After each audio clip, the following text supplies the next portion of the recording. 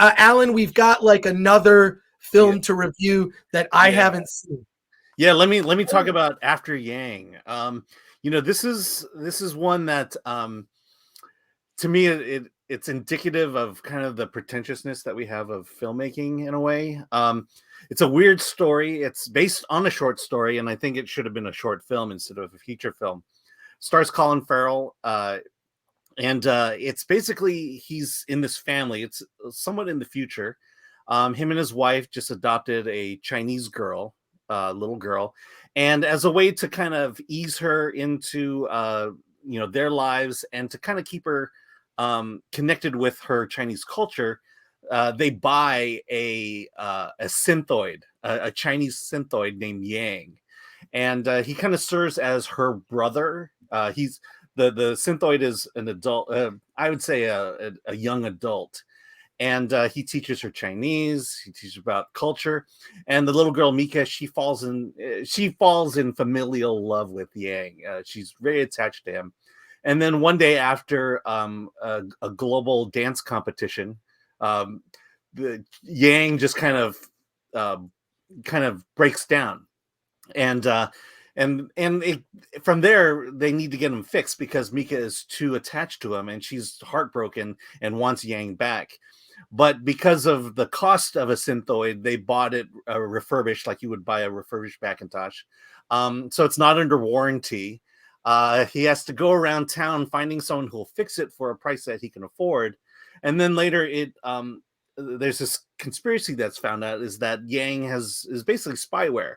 He has a memory bank, and he's been capturing all the memories of it. And if they return Yang back to the corporate company, they're going to have all this information, privacy information stuff. But that's not what this movie is about. The movie is about what it means to be a family, what it means to by looking at Yang's data bank and the memories he had prior to being with this family, because he had been owned twice before. Colin Farrell's character as the father begins to learn the value of being there for his daughter, who he has. He's a workaholic father, and it's just there's just so much to this movie. So much plot to it that has nothing to do with the heart of the movie that I feel like, when I got close to the end of it, I kept thinking to myself, what the hell is this movie about? Is it about the conspiracy of big tech and its invasion into it? Is it about cloning and is it about synthetic humans? No, it's about family. And I just found myself really thrown in so many directions, and it's, and it's like, what the hell is this film about? Because it brings up these weird ideas, these controversial ideas, but then it kind of throws it away for this story of this basically synthoid and why he broke down. And it's just, and I feel like, like with many films I review, I'm the only one who feels this way. It's like, I feel like that the word is going to come out that this is a beautiful film about love and family.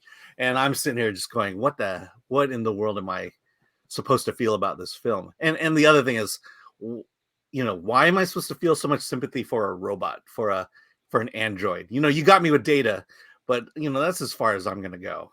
It's this Yang thing is still a robot. Alan, do you feel like it was it checking boxes like you were referring to earlier, like making sure that it had all these various? When at the end, when I finally understood what the movie was about, like I said, it was based on a short story, and I really felt like it should have stayed a short film. Right. Because a lot of what the film does is it tries to create this world, this future world that involves cloning, that involves, synthetic humans.